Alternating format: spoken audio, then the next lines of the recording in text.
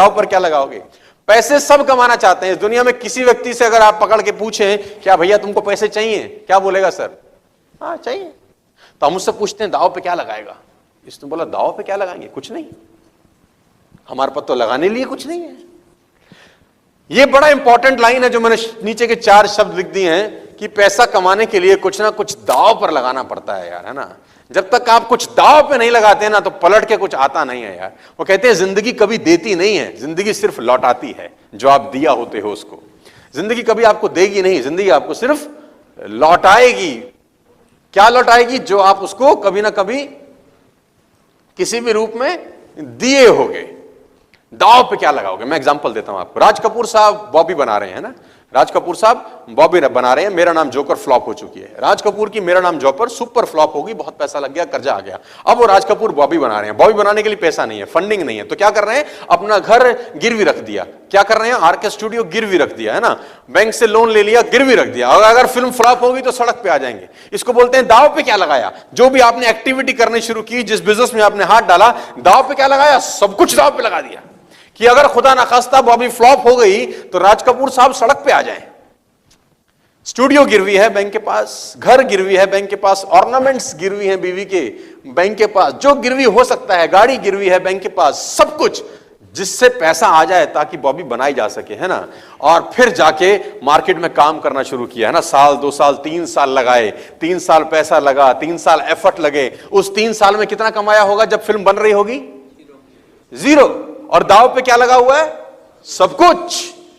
जब ये कॉम्बिनेशन बनता है ना, डेडली कॉम्बिनेशन, जब सब कुछ दांव पे लगे और साल 2 साल 3 साल पैसा ना आए तो डर अंदर बैठा रहे कि अगर फेल हो गया तो बर्बाद हो जाऊंगा, ये कॉम्बिनेशन आपको सफल बनाता है। बस जब ये दिमाग में, खोपड़ी में कॉम्बिनेशन रहता है ना 3-4 चीजों का कि अगर कामयाब नहीं हुआ तो मैं सड़क पे आ सकता हूं, तो वो जब कॉम्बिनेशन होता है ना, वो आदमी से उसका बेस्ट निकालवा के ले आता है फिर बाहर कि यार देख यही आखिरी मौका है, डू और डाई, या तो कर जाओ या मर जाओ। हमारी फिलॉसफी बड़ी सिंपल है, हम दांव पे कुछ नहीं लगाते, बड़ी मुश्किल से हिम्मत करते हैं तो 8,000 का एक आईडी लगा लो जी, हमारा कहता है।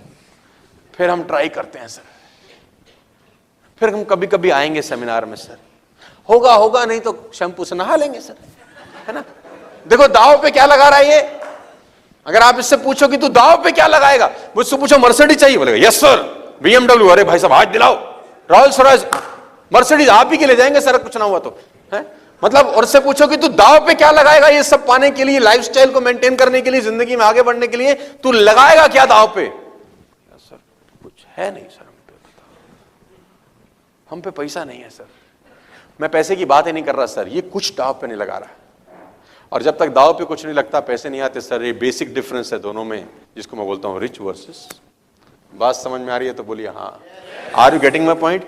नेटवर्क मार्केटिंग कैसे होगा मैं आपको धीरे धीरे समझाने की कोशिश करता हूं, और ये बिजनेस में आप पैसे कैसे कमाएंगे ये बताने की कोशिश करता हूं, और आप ग्रो कैसे कर सकते हैं मेरे साथ, मैं आपको ये बताने का प्रयास कर रहा हूं कि दांव पे क्या लगा। मैंने अपना चलता हुआ इंस्टीट्यूट बंद कर दिया जहां से मुझे 1.5 लाख रुपए आता था। 4 महीने मैंने इस बिजनेस को पार्ट टाइम किया, सब जानते हैं। 4 महीने के बाद मैंने अपना चलता हुआ इंस्टीट्यूट को बंद कर दिया। मेरे पिताजी ने बोला ये क्या कर रहा है, अगर कंपनी भाग गई तो? नॉर्मल क्वेश्चन होता है ना सबका, अगर भाग गई तो फिर क्या करेगा? तो मैंने बोला टेबल कुर्सी फिर लगा लेंगे, लेकिन आपको कुछ ना कुछ दांव पे लगाना पड़ता है ना यार। यू हैव टू मतलब टेक सम रिस्क। वो बहुत पुरानी कहानी है, बहुत जबरदस्त कहानी है कि वो 2 राजाओं की में बैर था, बहुत जबरदस्त पुरानी कहानी है, लेकिन है बड़ी मार्मिक, है बड़ी शानदार कि 2 राजाओं में भयंकर बैर था। एक सीमा पे था, एक दूसरी सीमा पे था, दोनों की भयंकर लड़ाई थी और कभी भी एक दूसरे पे अटैक कर सकता था। एक बहुत शक्तिशाली था और एक बहुत कमजोर रहता था। तो कमजोर वालों को एक बार नोटिस आया, कमजोर वालों के पास नोटिस ही आया, गुप्तचर विभाग ने बोला कि फला दिन जो शक्तिशाली राज्य है वो तुम पे अटैक करने वाला, आक्रमण करने वाला, तुम तो नेस्तनाबूद हो जाओगे, तुम्हारे तो अल्ले पल्ले कुछ नहीं। ही वाज मतलब बहुत बड़ा राजा है उसका। बोला फिर क्या करें? तो मंत्रियों की सलाह हुई, मंत्रियों ने बोला ठीक है एक ही रास्ता समझ में आता है, पहले तो ये तय करो कि पक्का खबर है कि आक्रमण होगा। तो बोला 100% पक्की खबर है कि बड़ा राज्य तुम्हारे छोटे राज्य पे आक्रमण करेगा, इतनी तारीख को इतने बजे सेनाएं तुम्हारी सीमा में आएंगी और आक्रमण होगा, लड़ाई तैयार है।